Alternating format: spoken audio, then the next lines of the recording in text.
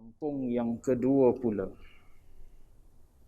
yang disediakan oleh Tuhan yang Maha Pemurah bagi kediaman hamba-hambanya yang saleh, menikmati segala kesenangan dan kelazatan, ialah kampung yang dinamakan Jannah atau syurga, iaitu kampung yang boleh didapati padanya segala perkara yang diingini oleh nafsu dan yang sedap dipandang oleh mata.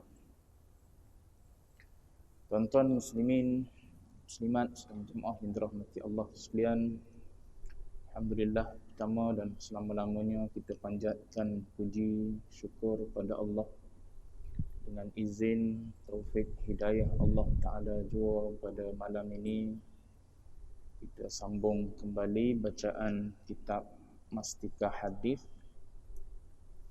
Kita masih dalam bab beriman kepada adanya hari akhirat, dan perbicaraan kita adalah berkenaan dengan syurga dan neraka yang menjadi tempat balasan sama ada baik ataupun buruk.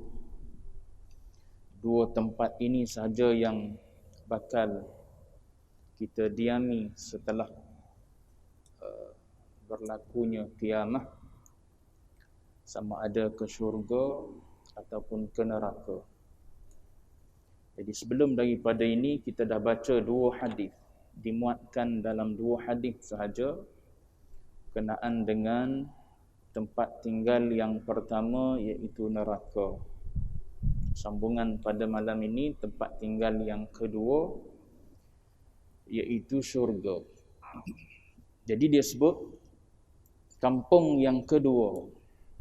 Setelah mencerita tentang neraka, yang keduanya ialah syurga. Kampung yang kedua dia kata yang disediakan oleh Tuhan yang Maha Pemurah. Siapa yang menyediakan ini? Dia adalah Tuhan. Dan Tuhan ini bersifat dengan Ar-Rahman, Maha Pemurah. Kalau tuan-tuan ingat lagi awal-awal kitab ni dulu,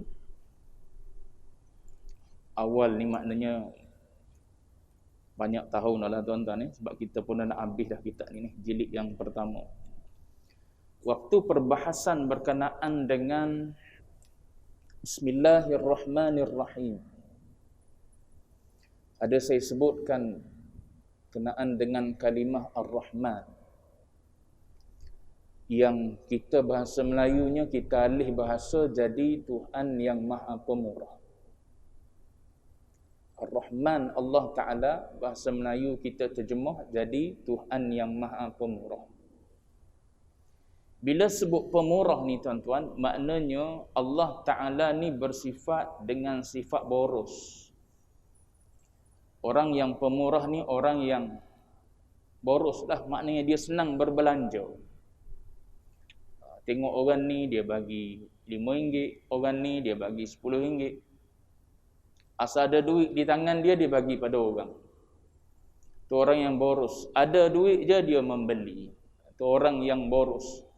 Kita panggil orang yang boros, orang yang suka berbelanja. Ar-Rahman ni umpamanya begitu. Umpamanya begitu. Maknanya orang yang ada banyak, milik banyak. Apatah lagi Allah Ta'ala ni Al-Ghani. Sifat dia kaya. Dan kaya dia ni pula Rahman dia. Dia boros pula. Kalau kaya dia tak boros, payah kita nak tumpang. Orang kaya, tapi dia tak boros. Dia tak bersifat dengan sifat pemurah. Payah kaya pada dia, yalah. Orang pergi minta derma. Payah nak boleh banyak. Boleh macam orang biasa-biasa juga bagi. Orang biasa-biasa bagi RM2, dia pun RM2 juga. Walaupun dia kaya raya, harta banyak. Orang tahu dia ada duit banyak, harta banyak dan sebagainya. Tapi RM2 je juga. Sama dengan kita yang tak ada harta, duk bagi RM2. Tu kalau jenis kaya tak boros, payah kita nak tumpang kekayaan dia.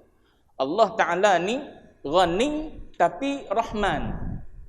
Dahlah kaya tapi dia bersifat dengan Rahman. Maknanya bersifat dengan boros. Maknanya bila mana Allah Ta'ala ni bersifat dengan sifat boros dalam berbelanja, dalam memberi, maknanya tuan-tuan boleh bayanglah apa yang Allah Ta'ala sediakan kepada hamba-hamba dia yang soleh. Sebab tu kita dalam hadis Nabi depan nanti kalau tak silap ada dia sebut makna. Makna hadis tu tak diambil. Sebab tu diceritakan berkenaan dengan hadis oleh Allah Subhanahu Wa Taala sendiri tentang syurga ni ialah suatu keadaan yang tak pernah terlintas di mata kita, tak pernah didengar di telinga kita, bahkan tak pernah terlintas di hati kita keadaan syurga tersebut. Luar biasa. Maknanya selagi mana kita terfikir, kita terlitah, kita rasa ternampak, kita rasa pernah terdengar kecantikan ataupun keindahan, maknanya tu bukan syurga lagi tu. Habis tu yang duk cerita dalam tu ada air, dalam tu ada pokok yang rendang, buah-buahan yang banyak, bidadarinya dan sebagainya tu, itu hanya gambaran nak suruh kita dekat dengan syurga je.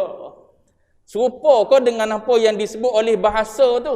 Tak sama. Sebab apa? Apa yang dilihat tu masih belum syurga lagi. Bahkan syurga lebih jauh nikmatnya berbanding dengan apa yang mampu kita ungkap dengan bahasa. Maknanya tak ada bahasa yang mampu nak mengungkap keindahan yang Allah Subhanahu Wa Taala sediakan di dalam syurga tersebut. Baik. Jadi yang menyediakan syurga ini adalah Tuhan. Tuhan pula sifat dia yang maha pemurah. Bagi kediaman hamba-hambanya yang soleh, menikmati segala kesenangan dan kelazatan, ialah kampung yang dinamakan Jannah. Nama dia dalam bahasa Arab kita panggil Jannah. Dalam bahasa Melayu kita tukar bahasa jadi syurga. Baik. Jannah ni tuan-tuan, Jannah. Jannah ni dari sudut bahasa. Dari sudut bahasa Jannah ni ialah suatu tempat yang tertutup ataupun terlindung, tersembunyi. Bila kita duduk di dalam kawasan tersebut, tak nampak kita duduk dalam tu sebab dia terlindung dengan pokok-pokok yang indah, yang rendang. Dengan pokok-pokok yang tebal, dengan tamannya, bunganya dan sebagainya lah. Sehingga kita duduk dalam tu tak nampak. Itu dipanggil Jannah. Sebab tu orang yang orang yang gila dipanggil orang yang majnun. Orang yang terhijab dia punya akal dia. Orang yang terdinding dia punya akal dia. Begitu juga digelar sebagai digelar janin, seorang anak kecil yang duduk dalam rahim mak dia. Digelar sebagai janin sebab apa? Terdinding. Kita nak tengok tak boleh. Nak tengok budak tu macam mana duduk dalam tu. Saiz macam mana dah, lengkap dah ke, ada jari dah ke, ada mata molek ke, segar bugar ke dalam perut mak dia. Tak boleh kita nak tengok. Habis-habis alat canggih hari ni je boleh tolong scan. Tu pun tak tahu laki puan. Laki ke perempuan? Doktor kata laki ni nampak macam ada tanda-tanda laki ni. Tengok-tengok keluar perempuan. Tengok-tengok laki, tengok-tengok melalui scan tu, perempuan ni keluar-keluar laki. Tu benda yang tersembunyi di dalam rahim digelar sebagai janin. Begitu juga dalam Quran ada satu surah nama dia surah Al-Jin. Kenapa dinamakan jin? Sebab jin kita tak nampak. Dia duduk di satu alam lain walaupun dia adalah makhluk yang sama dengan kita. Perangai dia serupa dengan kita. Makhluk yang juga Allah Ta'ala perintahkan supaya melakukan ibadat pada Allah Subhanahu Wa Ta'ala. Mereka juga ada yang melakukan maksiat, ada yang melakukan taat. Mereka hidup sama, ada rumah, ada tempat tinggal, ada beranak pinak dan sebagainya. Serupa dengan kita lah. Maka nak tengok mereka ni tak boleh. Sebab apa? Mereka duduk di alam lain. Terdinding, maka digelar sebagai al-jin. Lepas tu banyak lagi lah kalimah-kalimah dalam bahasa Arab. Penutup muka ni pun digelar mujin. Digelar sebagai mujin. Sebab apa? Dia menutup sehingga tak nampak. Kita nak tengok di sebalik tu. Di sebalik tutupan purdah kalau kita panggil, ataupun niqab ataupun sekarang ni kita panggil face mask ni. Maknanya di sebalik tersebut kita tak nampak, maka digelar sebagai mujin.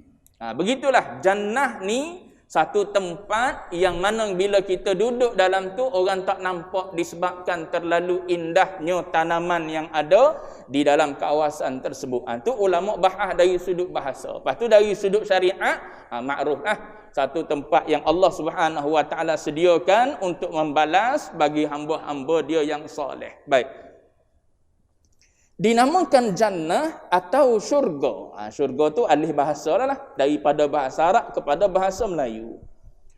Iaitu kampung yang boleh didapati padanya segala perkara yang diingini oleh nafsu dan yang sedap dipandang oleh mata. Diambil ayat ni daripada surah Az-Zukhruf ayat 71. Allah Ta'ala sebut wa fiha ma tashtahihil anfusu wa taladzul a'yun. Atau ayat Quran sebut. Dia ambil terjemahan dia je.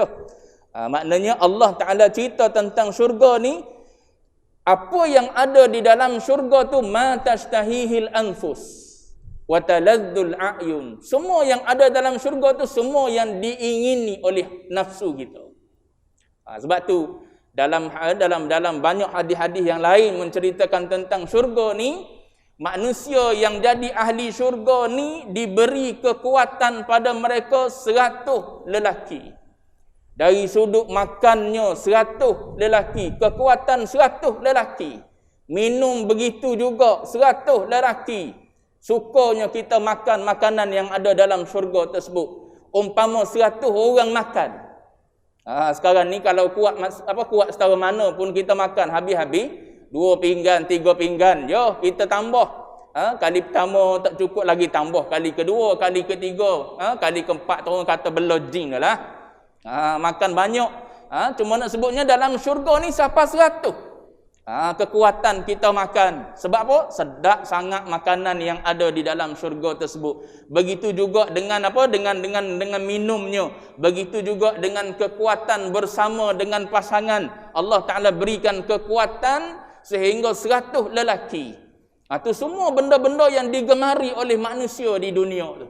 Suka makan, suka minum, suka bersama dengan pasangan dan sebagainya. Semua tu Allah Ta'ala sediakan dalam syurga nanti.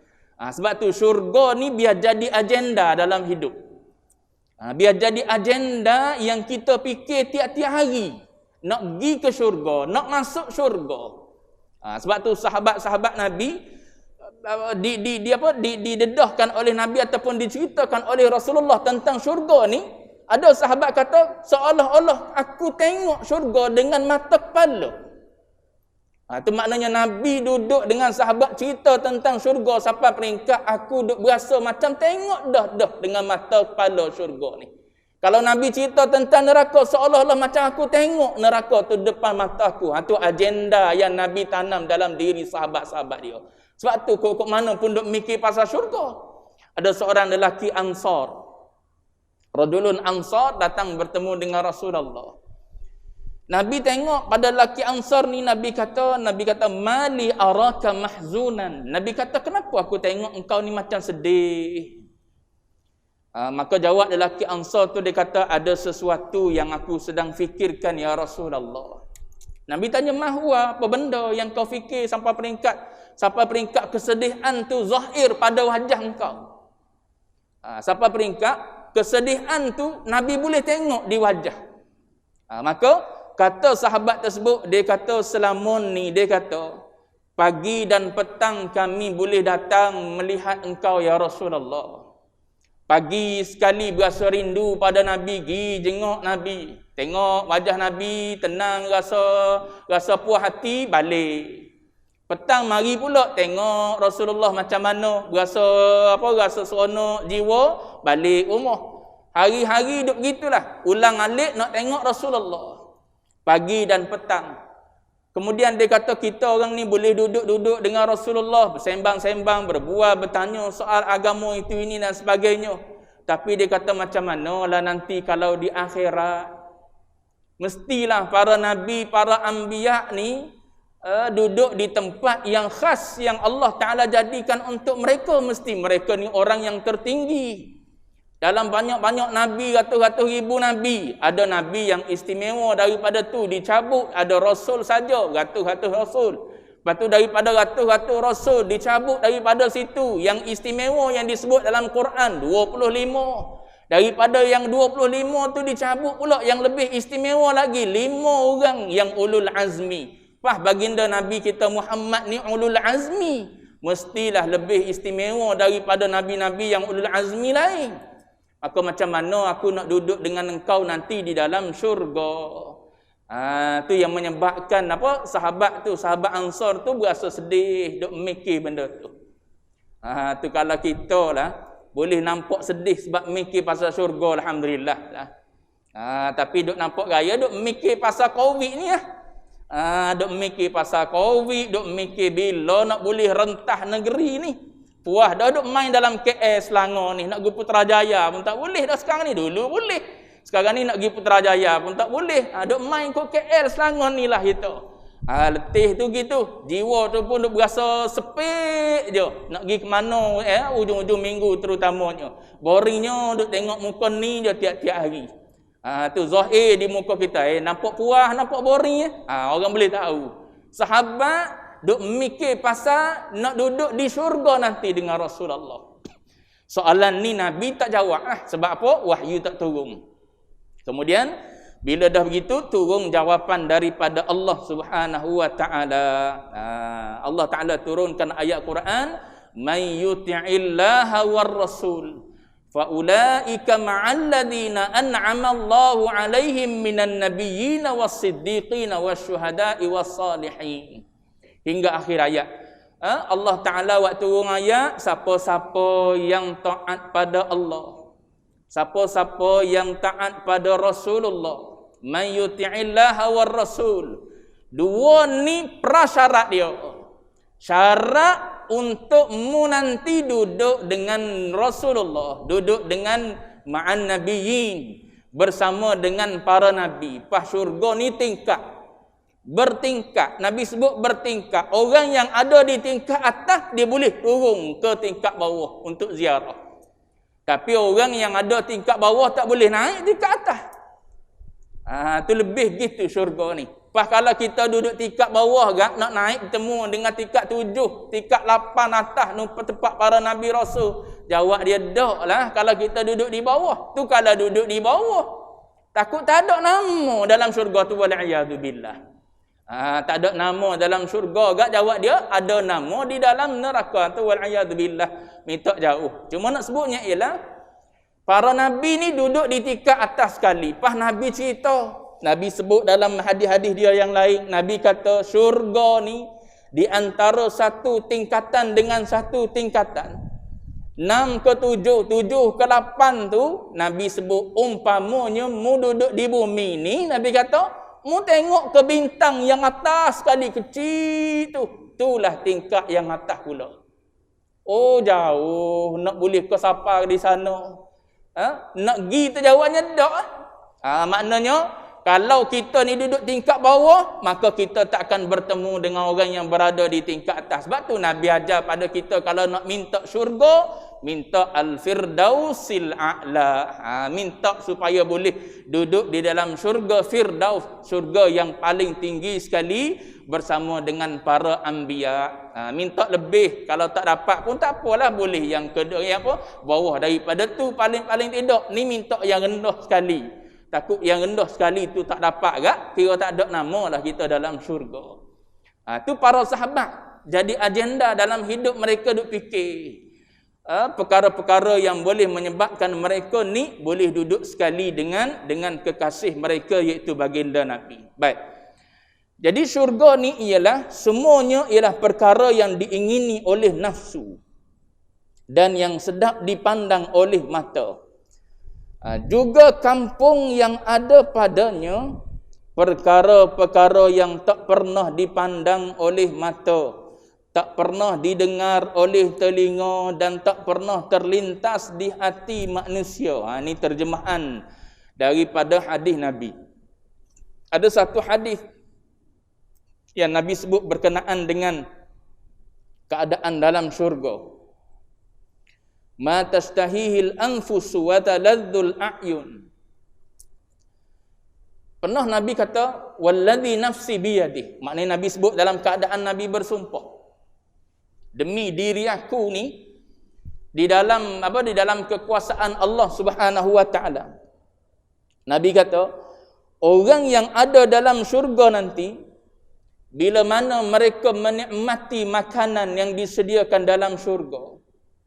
Lah dalam makanan tersebut makanan yang tak pernah kita rasa. Walaupun katakanlah yang disebut dalam Quran tu buah-buahan, nama dia anggur, tapi tidak anggur macam dunia. Nama dia apple, tidak apple macam dunia. Tom yum, tidak tom yum dalam dunia. Apa yang kita nak makan semua ada dalam tu. Hatta Nabi sebut dalam keadaan Nabi bersumpah, Nabi kata saat seorang ahli syurga tu nak makan, dia ambil satu lukmah, dia ambil satu suapan, kemudian dia nak letak di mulut dia dah. Tiba-tiba terlitah nak makan makanan lain pula di hati dia. Makanan yang ada di tangan dia tiba-tiba saja berubah jadi makanan yang dia nak makan pula. Pak nak cari mana atas dunia tuan-tuan, tak ada.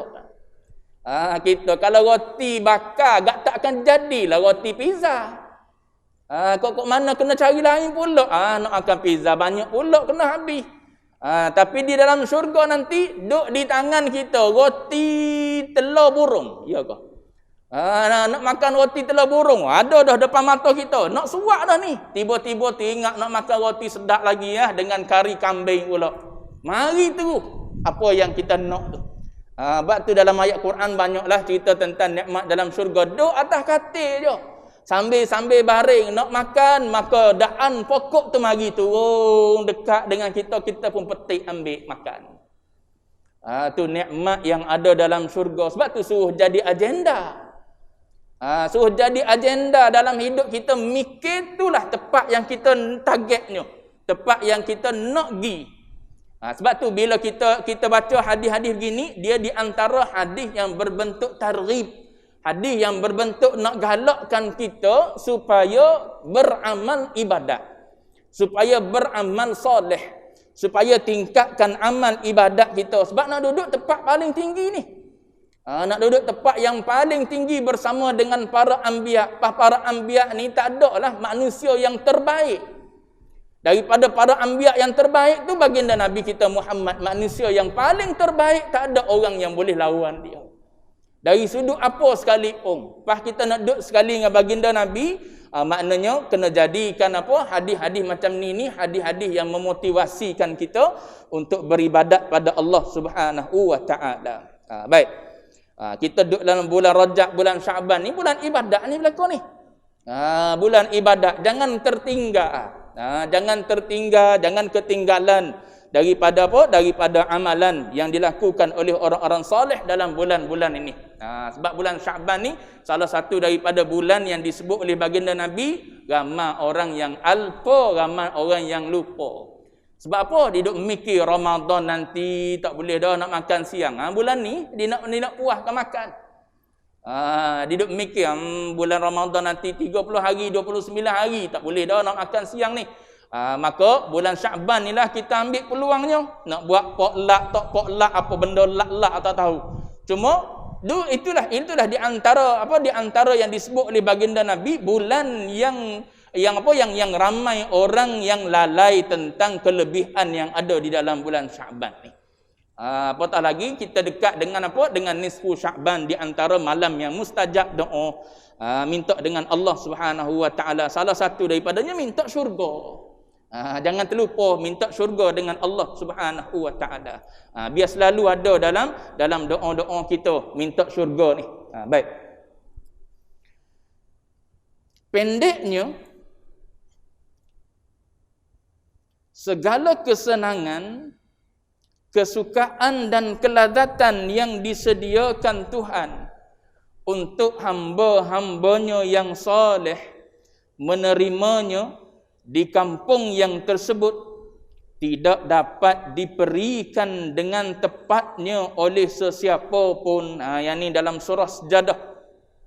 Dia kata dalam surah As-Sajdah Ayat 17 Allah Ta'ala cerita fala ta'lamu nafsum ma ukhfiya lahum min qurrati a'yun jazaan bima kanu ya'malun. Tu tuan-tuan baca pagi tadi.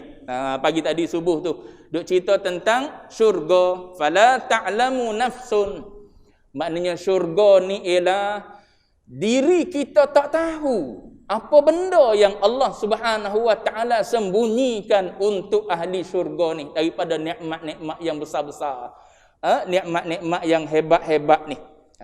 Jadi kata Hasan Basri, dia kata sebagaimana orang-orang yang diberikan dimasukkan ke dalam syurga ini menyembunyikan amalan-amalan mereka, maka begitulah Allah Ta'ala membalas mereka dengan menyembunyikan apa yang Allah Ta'ala sediakan dalam syurga nanti. Setakat sebut di lisan itu gambaran yang bukan tepat pun. Cuma itulah bahasa yang mampu disebut. Yang mampu disebut untuk kita tahu dalam syurga ni ada itu, ada ini. Tapi yang tepatnya mala ainun ra'at wala udhunun sami'at. Itu yang disebut oleh Allah Ta'ala sendiri melalui lisan Nabi, iaitu hadis qudsi, a'dattu li'ibadi. A'dattu li'ibadi, kata Allah. Lisan hadis qudsi ni, bukan ayat Quran. A'dattu li'ibadi, aku sediakan kepada hamba-Ku. Ibadi sini ni satu ulama lurah bahas.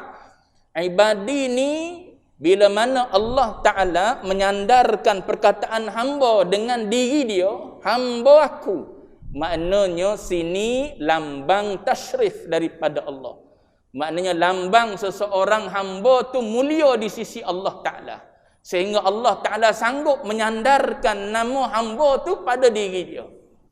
Supaya tuan-tuan dengar dalam bulan Rajab itulah, subhanallazi asra bi'abdih, maha suci Allah yang memperjalankan hamba-Nya.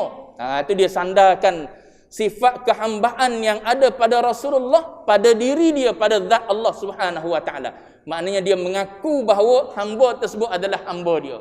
Supaya kita anak kita ni anak ni anak saya ni.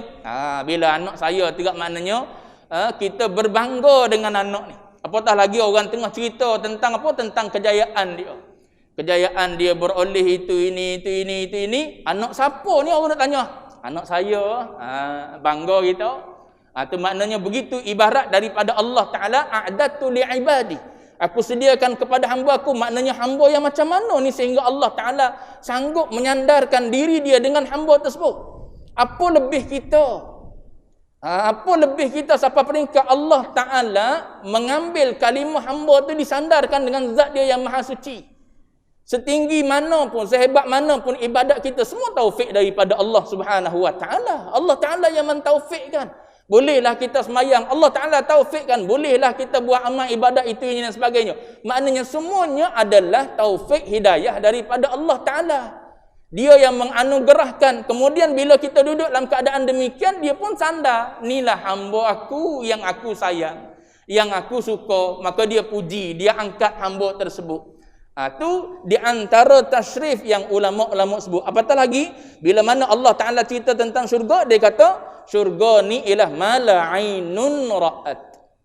Dia guna perkataan nakirah pula. Itu ulama-ulama lurah bahas lah dari sudut lurah. Bila mana satu-satu kalimah disebut dalam bentuk nakirah, benda nakirah pula tuan-tuan mengaji dalam bahasa Arab. Bila mana satu-satu perkataan disebut dalam bentuk nakirah, lepas tu dalam siyaqun nafi, dalam lenggok bahasa percakapan nafi, ada nafi kan, mala ada ma nafi, tidak pernah terlihat oleh mata. Maknanya siyaq nafi, ada nafi di depan tu, dengan makna tiada. Lepas tu datang pula ainun nakirah, udhunun nakirah.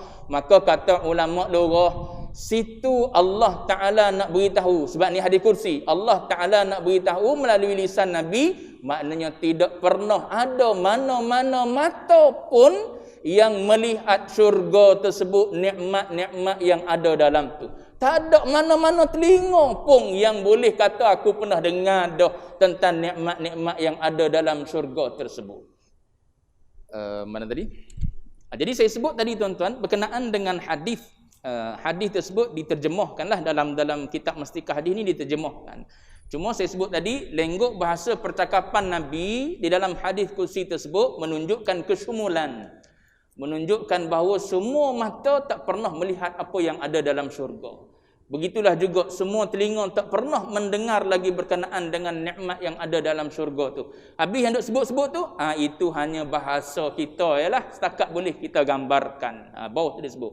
Adapun nas-nas keterangan yang menyatakan nikmat syurga dengan menyebut makanan yang lazat, minuman yang sedap, buah-buahan yang nyaman, hamparan yang berseri, perabot yang indah, pelayan dan bidadari yang cantik jelita dan beradab sopan, maka semuanya itu hanya memberi gambaran sekadar yang boleh difaham oleh manusia mengikut apa yang ada di dalam masyarakatnya untuk menggalakkan mereka bergiat mengesahkan akidah kepercayaan dan membanyakkan amal ibadat mereka kepada Allah Subhanahu wa taala. Itu yang saya sebutkan tadi. Itu hanya sekadar bahasa untuk mendekatkan kita faham je. Dipanggil taqribuz zihn. Nak suruh dekat dengan minda kita, macam mana nak faham? Kalau tak ada bahasa payah juga nak faham ni. Jadi adalah bahasa Quran, bahasa hadis sebut tentang tu. Cuma jangan kita terhenti. Apple begitu warna hijau ni ada. Tidak gitu dalam syurga. Cuma apple disebut. Gambarannya apple. Nama dia apple tapi tidak apple sebagaimana apple dalam dunia. Begitulah nama-nama yang lain lagi. Demikian juga nas-nas yang menyatakan nikmah ataupun neraka.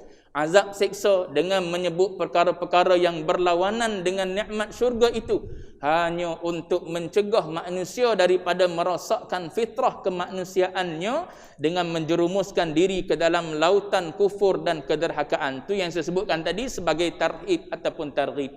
Nak menggalakkan kita. Kalau engkau ni jenis orang yang takut pada apa? Ada orang jenis takut pada lipah ke wala lelaki. Maknanya lipah tu ada dalam neraka. Kalau kita ni jenis takut pada lipan, pada ular, tu ada tu dalam kubur, tak ada dah. Dalam neraka apatah lagi ada. Tu kalau kita jenis takut kan, maknanya kena bersiap untuk lari daripada benda tersebut. Ke mana kita? Lari ke syurga.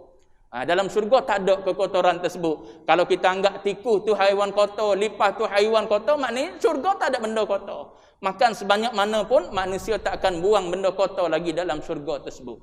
Tu semua dalam bentuk tarhib dan targhib, nak galakkan kita supaya apa? Supaya beramal ibadat dan pakat-pakat lari daripada neraka yang jadi tempat seksa, tempat seksa Allah Subhanahu wa taala. Kalau kita orang yang duduk di ujung-ujung dah, maknanya kena cari fast track dia. Jalan pintas dia untuk kita dapat segera ke sana. Sebab apa? Usia tak banyak dah ada pada kita. Amal tak banyak lagi. Maknanya kena cari jalan. Apa jalan yang boleh menyebabkan kita ni boleh ke syurga? Salah satu daripada yang disebut dalam banyak-banyak tu, suhbatus salihin. Baik dengan orang soleh. Baik dengan orang soleh ni, orang soleh akan cari nanti dalam syurga. Bila dia duduk ramai-ramai cari, mana fulan bin fulan ni tak ada. Bila tak ada dalam syurga, tak ada dah tempat lain dalam neraka. Bila dalam neraka, orang syurga dia boleh melawat neraka.